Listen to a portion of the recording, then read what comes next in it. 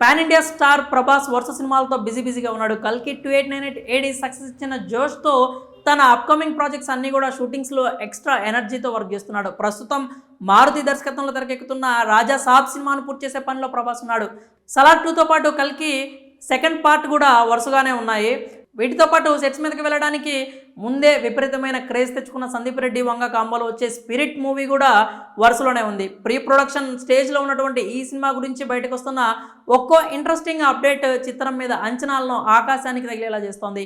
ఈ తరుణంలో స్పిరిట్కి సంబంధించి మరో విషయం బయటకు వచ్చింది. ప్రభాస్కు ఛాలెంజ్ విసురుతున్న మ్యాటర్ ఏంటో ఇప్పుడు మనం తెలుసుకుందాం.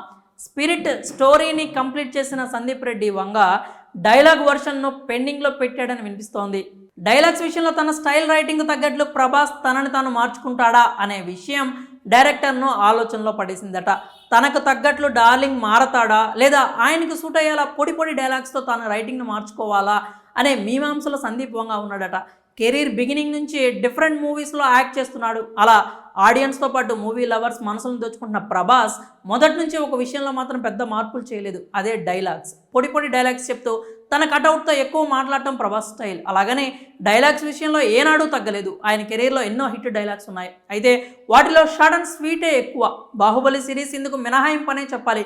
బాహుబలి సిరీస్లో లెంగ్తీ డైలాగ్స్తో కూడా అలవోగ్గా చెప్పి డార్లింగ్ అలరించాడు. ముఖ్యంగా ఫస్ట్ పార్ట్లో యుద్ధం సమయంలో ఏది మరణం అంటూ ఆయన చెప్పే డైలాగ్స్ని ఎవరు అంత ఈజీగా మర్చిపోలేరు. జక్కన్న చిత్రం కోసం తన పాత పందాను పక్కన పెట్టి ప్రభాస్ భారీ డైలాగ్స్ చెప్పాడు. ఇక ఆ తర్వాత మళ్ళీ ఓల్డ్ స్టైల్ను ఫాలో అవుతున్నాడు. తక్కువ లెంగ్త్ ఉండే డైలాగ్స్ను తనదైన మేనరిజమ్స్తో చెప్తూ అలరిస్తున్నాడు. అయితే సందీప్ వంగ కోసం ఆయన ఇప్పుడు మళ్ళీ పందా మార్చుకోవాల్సిన టైం వచ్చినట్లే కనిపిస్తోంది. సందీప్ రెడ్డి మూవీస్లో లెంగ్తీ డైలాగ్స్ ఎక్కువగా ఉంటాయి. వాటిల్లో హీరోలు హైఫై భాషతో మెడికల్ టెర్మినాలజీ వాడుతూ అనర్గళంగా మాట్లాడడం తెలిసిందే. డైలాగ్స్ చెప్పే టైంలో యాటిట్యూడ్ కూడా స్పెషల్ అట్రాక్షన్గా నిలుస్తూ ఉంటుంది.